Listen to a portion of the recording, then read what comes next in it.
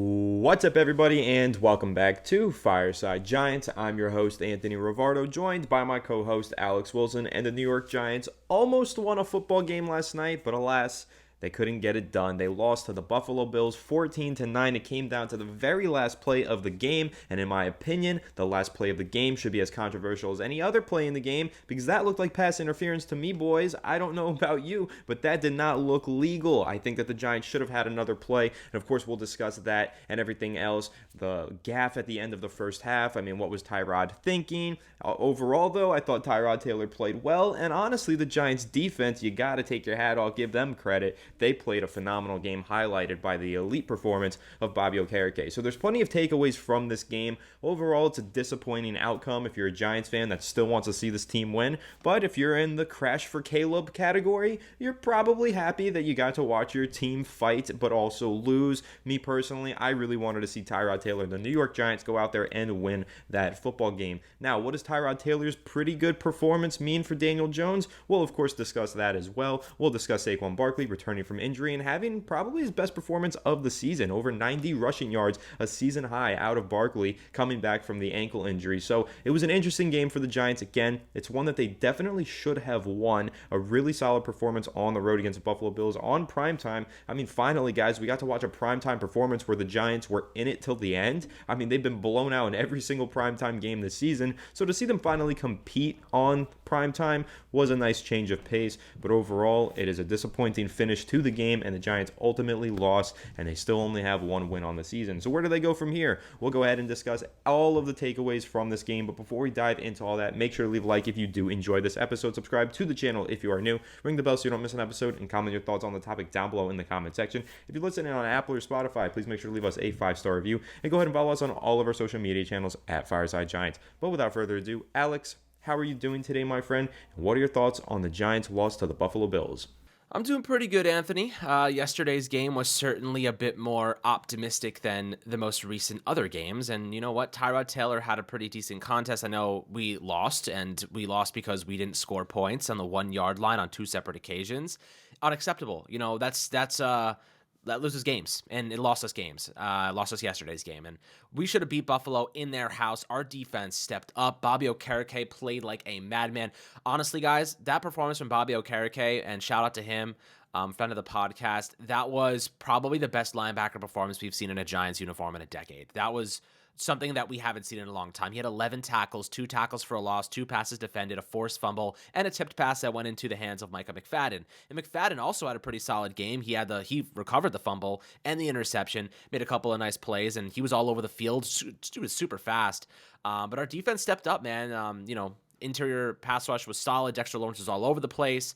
But our offense struggled again, and I think that really the difference between what we've seen from our offense in recent days compared to what we saw yesterday under the leadership of Tyrod Taylor was we had a couple of drives that really lasted quite a long time, kept our defense rested, kept our defense off the field, and most importantly, kept Buffalo's offense off the field. I think that ultimately right now, from a perspective of what we expected from this Giants offense against Buffalo, that team has Buffalo's the number 9 ranked defense according to PFF. They came into this game with the most sacks in football, and we lost Josh Azudu in the first quarter. We had Justin Pugh playing left tackle. It was a disaster, man. Our offensive line once again was really bad, but Tyrod Taylor didn't compound on their struggles, which really stood out to me. I definitely liked the fact that Tyrod navigated the pocket really well. He got into space. He found opportunities. He took shots downfield. He gave his playmakers a chance to make plays. And I'll tell you what, the guy's got a good deep ball, man. He really put that ball in a place where only his receivers could get it. Darius Slayton, that was one of the best games I've seen from him in a really long time. And those balls were perfectly placed. And Jalen Hyatt had a really nice one.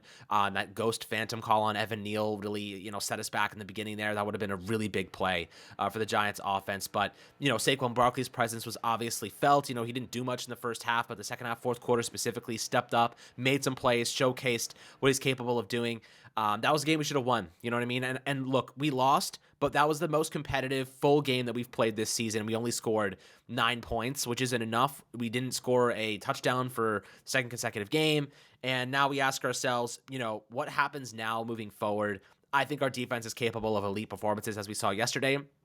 Our offense maintains its liability status. So, Anthony, I know you have a lot to say about Tyrod Taylor. I know this is a guy that you've been actively cheering on and wanting to see more from, because obviously just a different face, seeing how he navigates the pressure. Daniel Jones, we've seen a lot from under this bad offensive line, and he's struggled.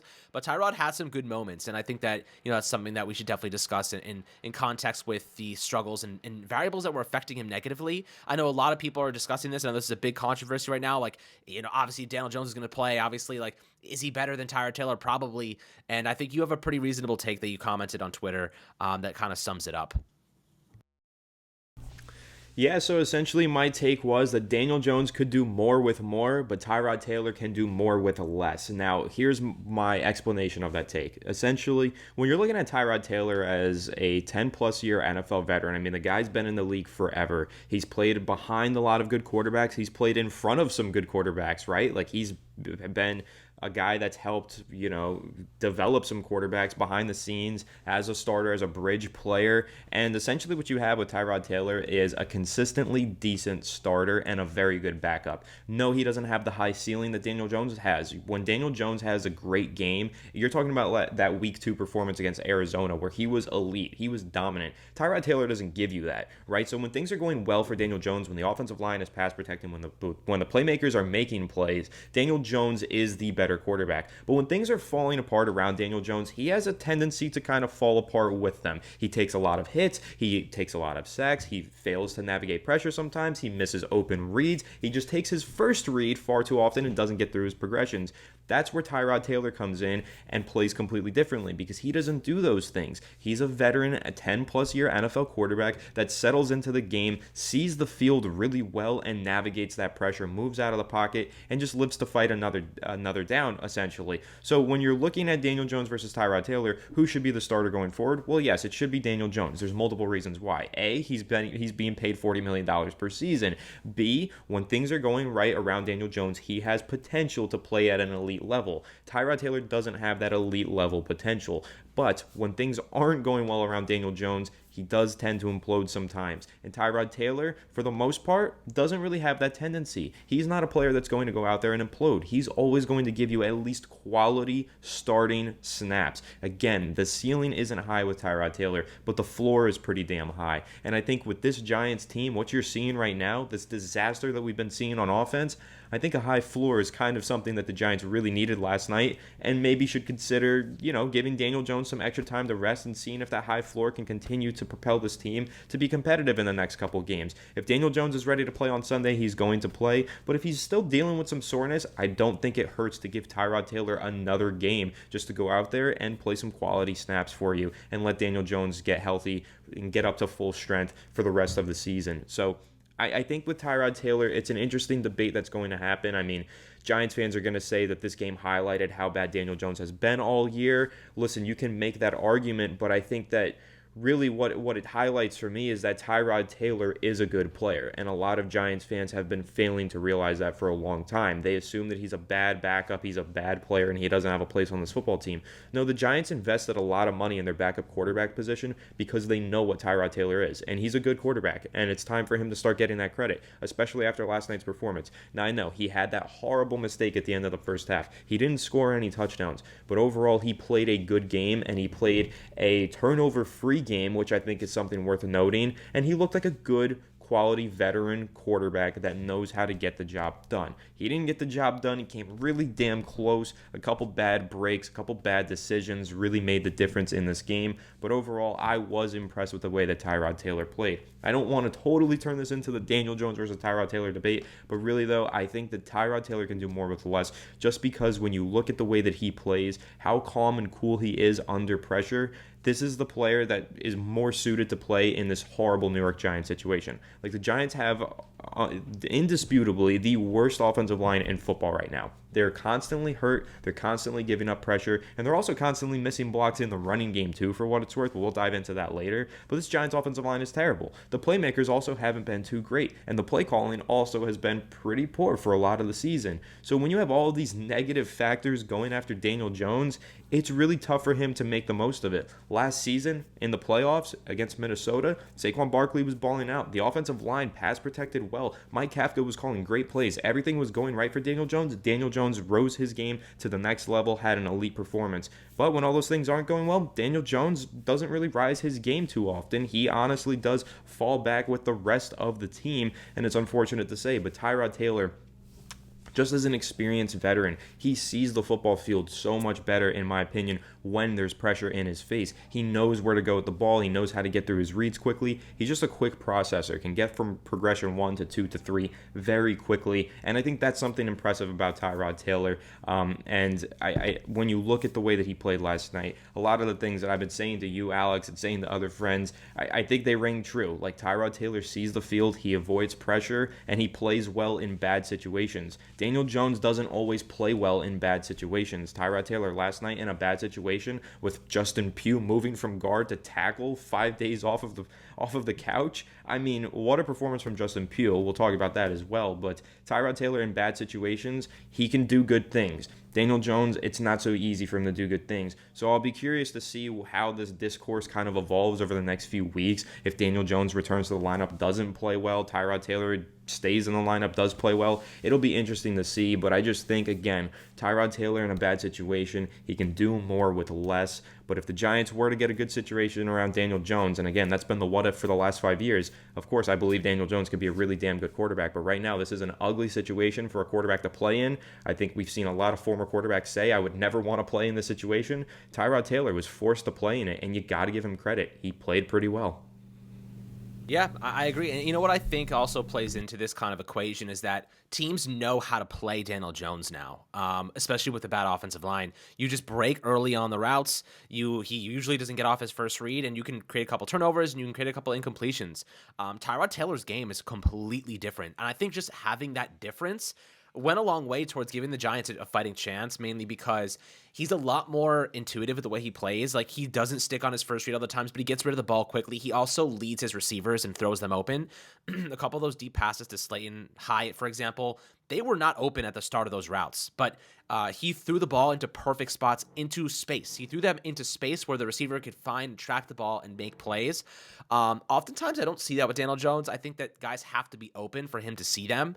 He doesn't often throw guys open, so that's kind of a concern for me. And I also don't think his deep ball, which is something that, Anthony, you and I have been hitting on for a long time, he doesn't have very great touch on his deep ball at times. For example, Tyrod Taylor, you see that thing, he throws it up like a rainbow. He throws it into pockets, places where his speed guys, Darius Slayton, Jalen Hyatt, for example, can now run underneath of it, and they have the balls in the air for a good amount of time, so they actually have time to catch up and make a play. Daniel Jones tends to throw these laser beams, and I think that it ends up becoming a little bit problematic at times, and it hurts the receiver's ability to adjust and get underneath the football because the ball's coming in too short, the ball's coming in at a different angle, and maybe it's underthrown, as you've seen in recent weeks, and I think that ultimately Tyrod Taylor just has a little bit better touch on his deep passes.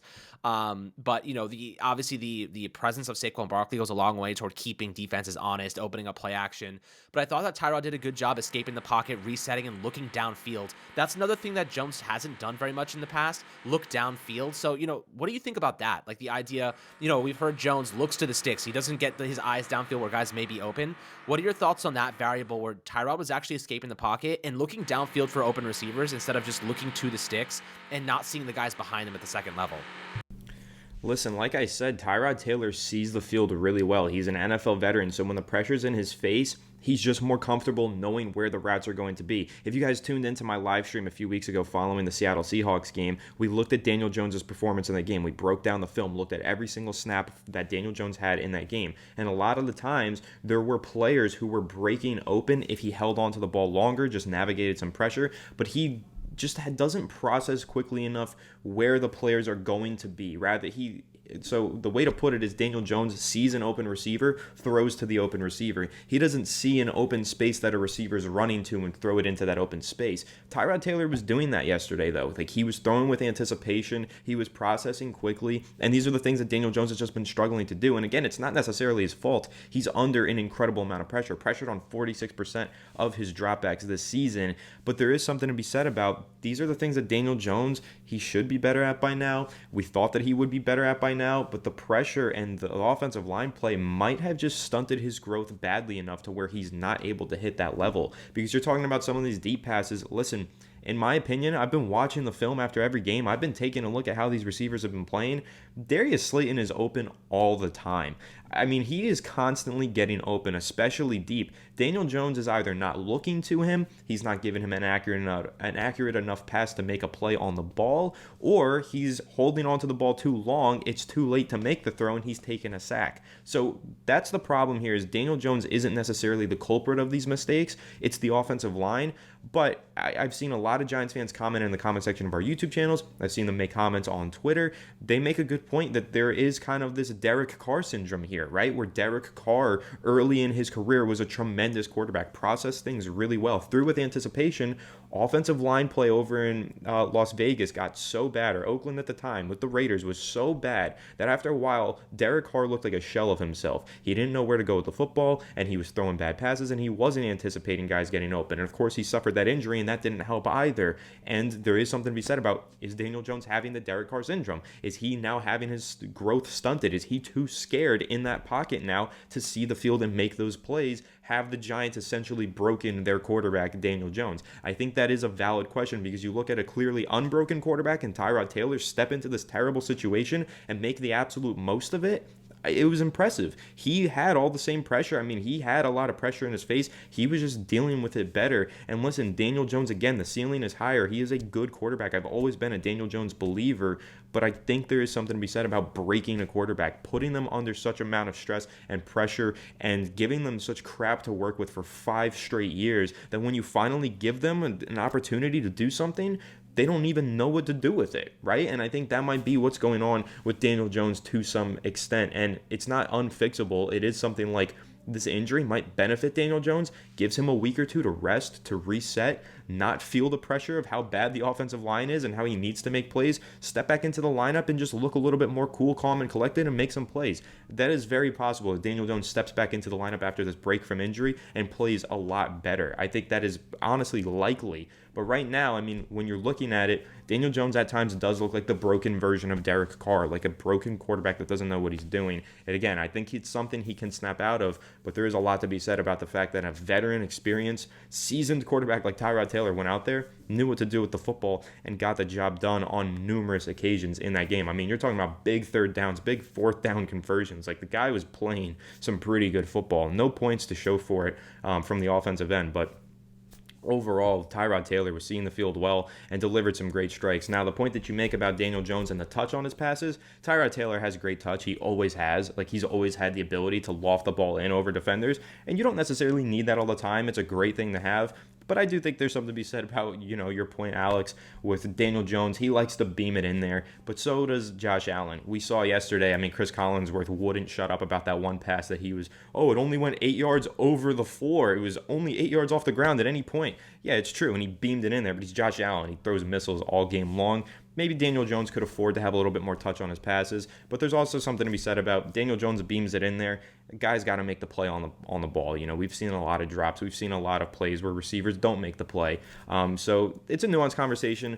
But again, my main takeaway here, though, is just that I'm impressed with Tyrod Taylor. The Giants pay him a lot to be a good backup quarterback, and he proved to be that. And I think that's something that he can hang his hat on and say, you know what, my team needed me to step up and at least give them a chance to win. I did exactly that. I made a costly mistake. Giants lost the game because of a Tyrod Taylor mistake, but overall, he put them in a position to win, and I think that's probably a lot more than most fans expected him to do. So I'm proud of Tyrod Taylor, man. I think it was a good performance, and I liked the way he played. Yeah, I mean, look, at this point, I just don't know if either Tyrod's definitely not the future of this team, but at this point, if the Giants find themselves at the top 5 pick, I don't know how you don't draft a quarterback, right? Like, at this point, the offensive line is really bad, yes, but how do you go about sidestepping that? You're going to get Andrew Thomas back in the future. You get John Michael Schmitz. Like, is Daniel Jones the guy? I don't necessarily know, because at this point, I think he has a lot of bad habits, and I want Daniel Jones to succeed. I want him to be really good, but I just don't think that he can do a lot with a little. And the Giants are still in this rebuild phase. Like, is Daniel Jones the right guy to help them succeed in a rebuild? don't necessarily know. Hitting the reset button with a young quarterback may be the way out of this, maybe the way to kind of give us a little bit of hope. I just don't, like you kind of said, I think Tyrod's better with little, and I think Jones is better with a lot. But the problem is, I don't know how fast the Giants can get a lot. I don't know how fast they can put together a good offensive line. I don't trust them at all to do so. So, like, that's kind of concerning to me. I guess right now, how would you feel about the Giants drafting a quarterback next year? Yeah, so I want to talk about that because, I think you make a good point. If you're in the top 5 picks and there's a generational quarterback prospect there and you're the New York Giants, I feel like you got to do it, right? Like, I agree with you in that sense. If the Giants land the number 1 overall pick and they have their pick of the litter, they can take the best quarterback prospect that they deem, whether that's Drake May or Caleb Williams, whoever it is. I think that when you see what you've seen this season, you kind of feel like that broken quarterback thing, it is really tough to fix. Maybe you just start new with that fresh moldable ball of clay in a Caleb Williams or a Drake May, and you just hit the restart button. But one thing that you said, Tyrod Taylor isn't the future of this team. I will just say it's not outside of the realm of possibility. We did see it with Geno Smith a season ago. He's taken over and become a really good quarterback for the Seattle Seahawks. I mean, listen, Geno Smith was a career backup and was a broken quarterback in and of his own right. Like, he was also considered a broken quarterback after all that time with the Jets and everywhere else that he was playing. And then for the Seattle Seahawks in 2021, he stepped in. He threw 10 for 17 with 1 touchdown, 1 interception. A few weeks later, he improved to 20 for 24 with 2 touchdowns, 0 interceptions, and an 83 completion percentage. The following year, they made him the full-time starter. He started off the year with 82% completion percentage, 195 yards, and 2 touchdowns. By the end of the year, he was posting 367 yards and 3 touchdowns in games. Geno Smith is actually a really good example of a veteran quarterback who sits behind quarterbacks for 10 years, finally gets that opportunity after learning what to do for 10 years. So, like, essentially what I'm saying is, Tyrod Taylor, I'm saying he's one of the best backup quarterbacks in the NFL. He can step in and give you something quality, but probably not much more. That's the exact same narrative that it was for Geno Smith. One of the best backup quarterbacks who can step in and give you quality, but not much more. Until all of a sudden, he stepped in and gave you a whole lot more than just quality. He gave you great quarterback play. So maybe there is something with Tyrod Taylor. If he gets a few more opportunities for the rest of the season, let's see how he plays. Am I saying he's coming for Daniel Jones' job? No, absolutely not. But I just want to give credit to Tyrod Taylor and say, listen, I wouldn't count him out completely and say that there's no chance he becomes a starter in this league. I think that there is a chance, and last night proved that he's definitely got some good traits to his game, and he can be something in this league the same way that Geno Smith had an incredible career turnaround. I wouldn't be shocked if Tyrod Taylor had a similar turnaround. But in terms of drafting a quarterback, that would be the option that I would take. Listen, I hope that Daniel Jones steps back in from this injury, like I said, and just feels like he's more ready to play, goes out there, throws 5 touchdowns a game, leads the Giants to an improbable playoff run, and is the future of the New York Giants still. But that's not looking like it's going to be the case. So if the Giants continue to sink, they do end up with a top 3 overall pick and a quarterback prospect is there. Listen, the difference between a $5 million quarterback in Tyrod Taylor and a $40 million quarterback in Daniel Jones, it didn't seem like a big enough difference last night. They look like they can play about the same level, which means either the Giants are just that bad or it's time for a new quarterback who can give you something way better than your $40 million and your $5 million guy. So it'll be interesting to see if the Giants do get to that point and they have to hit that reboot button. But it's a long season. I'm curious to see if Tyrod Taylor gets any more opportunities. If Daniel Jones plays poorly, gets benched later in the year, or if Daniel Jones gets injured again, Tyrod Taylor, how does he continue to step up in these opportunities that he gets to play? Does he have a Geno Smith moment? And then also Daniel Jones. I think that having this nice break from this neck injury gives him a chance to reset himself, go out there, hit the ground running when he's healthy again. And that's what I'm hoping to see. I want to see Daniel Jones succeed. I want to see him get back in the lineup and make some good plays. But if he doesn't, the option of drafting a quarterback should absolutely stand out if the Giants do land a top 5 overall pick in this draft. I think that it would just be crazy for them to not even consider it, considering what we've seen from the quarterback position so far this season. Yeah, let's talk about the offensive line really quickly because I think there is some worthwhile discussion to have there. Evan Neal wasn't that bad yesterday. I got to run it back. Well, maybe we'll look at his film this week and kind of just see what he put on the field. But I didn't notice him as the major liability. That could have been because Tyrod Taylor was maneuvering very well and going to the left side of the pocket and just buying time and navigating things. But I didn't see Evan Neal beat like a significant amount. Shout out to Justin Pugh, though. Dude freaking stepped up. He has played like 150 snaps left tackle in his career. He stepped up and played pretty admirably for a player who really has no experience there. He was playing left guard. He barely even knew what he was doing. I think he gave up 3 pressures in the game. I know he gave up a sack early on, like right off the bat, and a couple penalties, but like, what do you expect? Dude stepped up and had a pretty solid performance despite all the adversity. So yes, like Justin Pugh should be playing for this team for the rest of the season, and I would like to keep him. Like that's an asset right there. He wants to play well. He has experience, and I definitely feel as though he's very, very good in terms of needing like depth guys that can step in immediately and support this team. Maybe he even ends up starting at left guard long term. Like who knows? I think Ben Bredesen probably has that job, but maybe he goes to right guard. Maybe he plays some right tackle. We'll see what Justin Pugh ends up becoming as he kind of gets back into football shape here. But big shout out to him. We don't have a left tackle anymore because Josh Azudu's probably done. I think he needs an MRI on his toe or something. So we'll see how they go about that. But then Andrew Thomas, I think he might be headed to IR. Day to day, it's nonsense. He's out probably long term. I don't know if he's going to be coming back anytime soon. It doesn't seem like he's even close to returning. So they may end up just putting him on IR. But, what are your thoughts on Justin Pugh right off the couch? Really put on a pretty solid performance despite everything. I think that he actually stepped up and, that's what you expect from backups, man. Like that, what we saw from Justin Pugh stepping in, filling a role he's basically never played. I don't think that you're going to find a much better, like, resilient effort than that. I think that's what you expect from backups, and he put that on the field, literally having been here less than 2 weeks.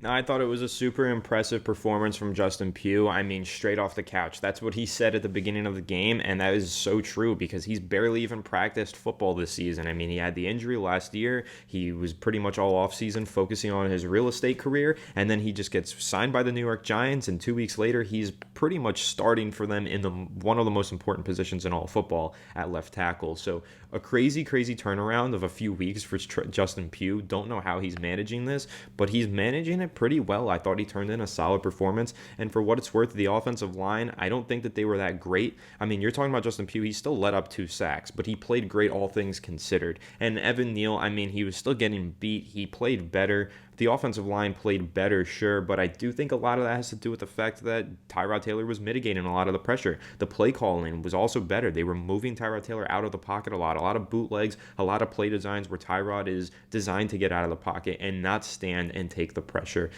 So it was a pretty well executed game plan. The offensive line still has plenty of room for improvement. We all know that. And once we get Andrew Thomas back, we could see a huge improvement here. Like once we get Andrew Thomas in this lineup, John Michael Schmidt's back in this lineup, and Justin Pugh is in the lineup with Ben Bredesen, and hopefully Evan Neal continues to improve, then you're talking about a starting 5 that you can probably get by with. That can probably be a pretty solid unit for your football team. So it's just a waiting game at this point. Can the Giants get healthy enough to compete? We'll see. I need Andrew Thomas back in there, though. Like we all do need Andrew Thomas back in this lineup. And I think from what I read, he's going to try his best to ramp up this week and get ready for next Sunday. But I'd say realistically the following week is when we see Andrew Thomas. But right now, I'm really impressed with the way Justin Pugh handled that situation last night. And I think that the offensive line still has a lot of room for improvement, but we're seeing some improvement now. And that's more than we could say, a couple weeks ago. So that's a really big deal. But Alex, how are you feeling about some of these defensive players? I know you mentioned Okereke earlier. You're super impressed with him. Micah McFadden, of course. The pass rush wasn't the best last night. We didn't really see much pressure from Thibodeau, from anybody else up front on the line, but I also think that the secondary did play well. Now, Stephon Diggs had his big plays, had his big moments, but overall, I'm impressed with the way that Deonte Banks handled that matchup. That's not an easy matchup for a rookie, and Deonte Banks, I thought, did a pretty damn good job. Sometimes in zone coverage, sometimes in man coverage. We saw a play where Josh Allen and Stephon Diggs were trying to do their patented off-script big-time play, and Deonte Banks shut it down. So I'm really impressed with that. So how are you feeling about the secondary and the way that Deonte Banks kind of headlined the performance of these defensive backs last night? I mean, Deonte Banks stepped up. He's been pretty solid all year. I think that he's probably our CB1 of the future. I think the Giants probably roll over some of that money that we saw, that's going to Joey Jackson into another player that's probably a little bit cheaper, but still has a good upside. Or maybe the Giants go and draft another player. Who knows? There's a lot of different things that are going to kind of unfold over the next couple of months, especially next offseason. But For now, Deonte Banks, I mean, he looked good to me. I thought that he played solid ball against, Stephon Diggs. Of course, Diggs, you can never really stop him, but you can try and limit him. He didn't score, and the Giants didn't give up many touchdowns, so that was a very good point for Banks. And I think that ultimately the coverage held up pretty adequately. They didn't allow Josh Allen to beat him with his legs. Which was a very good thing because he can sometimes be very wayward with his passing. And the Giants forced him to beat them through the air. And I think that worked pretty well considering they scored 14 points. So, Bobby Okereke, one of the best, performances that I've seen from a linebacker on this Giants team in a long, long time. Micah McFadden was excellent as well.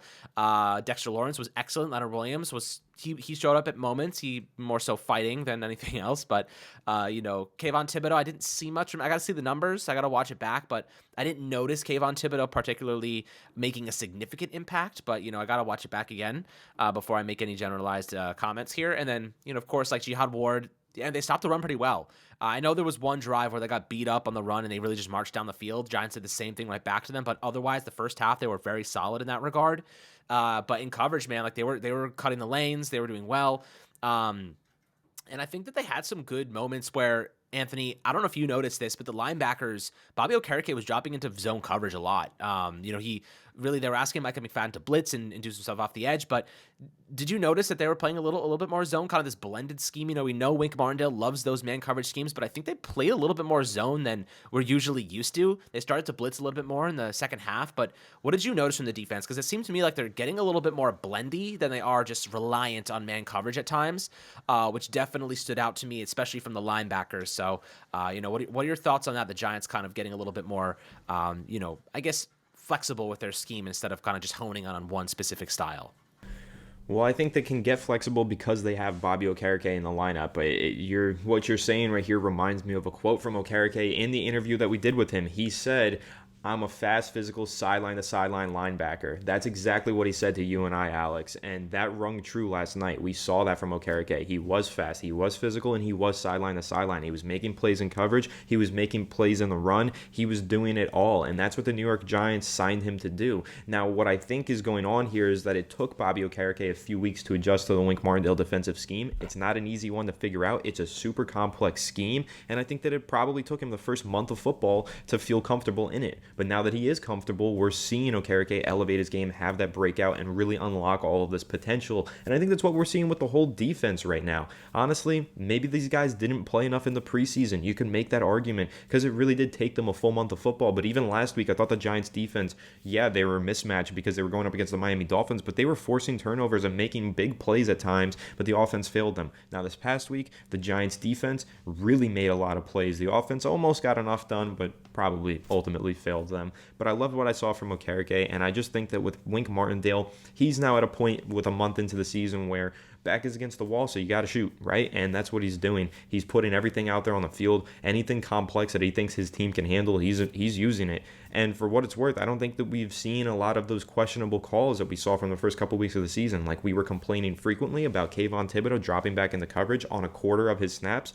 I don't think he's doing that anymore. I don't see Kayvon Thibodeau dropping back in coverage all that often. I see Thibodeau pass rushing, getting after the quarterback, and he's had a few sacks these past few weeks. It's really helped him, and it's also allowed other guys like Bobby Okereke to make big plays in coverage, like the tipped pass leading to the interception for Micah McFadden. So, no, I don't think the Giants are just purely sitting in a man coverage scheme anymore. I think that they're being a lot more creative, a lot more diverse with what they're doing, and they're blitzing still, and they're being aggressive still, but they're being a lot smarter about it. And I think Wink Martindale does deserve a lot of credit, and all of the Giants defenders who've been showing up and making plays, big run stops, sacks, interceptions for the past couple of weeks here. It's been an impressive performance from the New York Giants defense, and I'm hoping that they can continue to build on it and really give their offense a reason to go out there and win some of these damn games. But until the Giants offense scores some points, Alex, it's not going to get fixed. The New York Giants aren't going to win games. So before we wrap, I'll just ask, what's the key here? The New York Giants, we know that they're close to winning some of these games, but it's just about the offense actually scoring some touchdowns.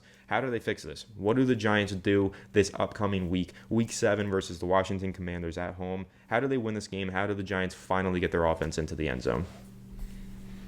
How do we get the Giants offense into the end zone? It's a great question. Well, we got pretty creative last year, and we managed to score a couple touchdowns every now and then. The way into the end zone here is not overcomplicating things. I think that we've made bad calls. Like we had 3rd and inches and we ran the ball. We threw the ball twice. You know what I mean? You have Saquon Barkley back there. It's 3rd and inches, and then it's 4th and inches, and you still throw the ball. And we threw it out of the end zone on the last one. I went over Darren Waller's head. So, you tell me. I feel like we just have to simplify it. It's 3rd and inches. Tush push it. Have Saquon Barkley run straight in there. Like, just halfback dive it. Even pitch it out there. Let him miss some guys. Like how many times do we see other teams utilize those wide receiver bubble screens? Let your guys go block. You know what I mean? We overcomplicate things and we expect guys to just get open, and we know they're not going to get open. Just play the easy game. Now there's that fourth. Then you have like that one play on the goal line. Tyrod Taylor makes a mistake. He checks to a run play. He thought he had a good look. Obviously didn't. You tush push that. Like that's, if there's ever a time to freaking tush push it, it's there. It's the play that always freaking works. You're on the inch line and you have a quarterback who can run. You have a couple guys that are bigger that can push him in. Why aren't you running that play? The play that works every single time for every single team. The one time you actually want to use it, you don't freaking use it. Explain that to me. Simplify it. They're getting too freaking crazy in the red zone now. They're trying to do too much. They're trying to throw the football when they shouldn't. Run the football, tush push it. I don't care. Do what you have to do to make a play, especially the high probability ones. Like, why are we running plays that are low probability execution rates when you have the one that has the highest probability on the inch line that works every freaking time, and you decide not to do it then? But you'll do it when you're a yard away, when you're too far for the tush push, and 2 guys get injured. Like, the Giants do things that are totally backwards sometimes, and it blows my mind because we're like, yo, like this is the perfect time to do it. Why are you not doing it now? So yes, I think simplifying it. They're getting overly confident that they can start to do things creatively. They can get open when they're not getting open. And there was some calls from the refs that were awful, but we beat ourselves there. Like, just bad decisions. We should have won that game, even though the refs were screwing us at times. So, in my personal opinion, simplify it. Like 3rd and inches, run the ball twice with Saquon Barkley. You have one play left, just tush push it. You're on the freaking inch line. Like, it's the easy things that we're doing. We're making it more difficult for ourselves. It's the easy decisions that we're making more difficult. And that's what's concerning to me, that ultimately we're shooting ourselves in the foot, and we've been doing it all season long. So when it's easy, take the easy play. You don't have to make it more difficult. And I think that's where coaching comes into play. And I also think that Tyrod Taylor has to make a better decision there. So at the end of the day, right now, I feel as though the Giants, the best way to score touchdowns is just take what's there. Take what they're giving you in the red zone. You don't have to overcomplicate it. I think that we get too zesty and get too crazy, and then we shoot ourselves in the foot every single time. And then we end up with no points on the freaking 1-yard line of the opposing team's goal line. So, if you told me before the game that we were going to end up on the 1-inch line and not score a single point on either of those 2 trips, I would be blown away. The day after, I am just beyond belief. I'm bewildered at the fact that that's how it panned out. So I don't know what you think about that, but personally, I'm on the boat of like, just simplify it. You have the easy plays here. Why are you not running them when you actually should be? I mean, listen, I think there's a lot of improvements to make on the red zone offense. I liked the Giants' play call on the final play of the game. It's kind of play action and a quick pass. I just think that instead of going straight vertical up the field, I would have liked to seen Darren Waller roll out with Tyrod Taylor, roll out, and then you kind of throw it onto the sideline. But listen, you're right. Tush push probably works in that situation. Handing it off to Saquon probably works in that situation. We've seen the Giants convert from these, 1 yard to gain situations all throughout last season, and they're not converting this year. There's problems with this team. I don't know exactly how they fix it, but it is the number one key difference between winning and losing these games is the execution on some of these crucial plays on the offensive side of the ball. I mean, the Giants should have won that game last night. It was just about whether or not their offense could make 1 to 2 plays to win them the game. And so far this season, that's kind of been the story of it, hasn't it? I mean, all year long, we've been watching this offense fail this defense and not make those couple of plays. And until the Giants offense starts making those plays, converting on those plays, getting less creative, less cute in the red zone, and just putting the ball in the end zone, once they start doing that, the Giants can start winning games. But for now, it's interesting to see this team continue to crumble in really amazing ways in some ways. I mean, like, this Giants shouldn't have lost that game. It's incredible that they found a way to lose that football game, but it just circles back around to the offense and their inability to execute. So if the Giants start to execute on offense, I think they can start to win football games, but if they don't fix this offense, I think that some jobs are going to be on the line. I think Mike Kafka's seat is going to get warm. Daniel Jones' seat is going to get warm, and the Giants are going to find themselves with a really high draft pick if they don't start scoring some points on the offensive end. It's been over 3 games since the New York Giants have scored a touchdown, which is bewildering to me, and I know it is to every single New York Giants fan. So if the Giants offense starts to score points, maybe we'll see some wins. But until then, we're going to continue to reacting to sad, disappointing endings to games just like this one, Alex. And of course, we're going to be talking all week long about how the Giants can beat the Commanders, get their season back on track, and what the injury report is looking like, because I'm so curious to see if Daniel Jones is playing next week or if Tyrod Taylor is playing next week, and what continues to develop here for the New York Giants quarterback situation. And of course, we'll continue to update you all on the Giants quarterback situation and every other situation right here on Fireside Giants. So make sure to leave a like if you did enjoy this episode, subscribe to the channel if you are new, ring the bell so you don't miss an episode, and comment your thoughts on the topic down below in the comment section. If you're listening on Apple or Spotify, please make sure to leave us a 5-star review, and go ahead and follow us on all of our social media channels at Fireside Giants. Without further ado, we will catch you all in the next one. Have a good one, and let's go Giants.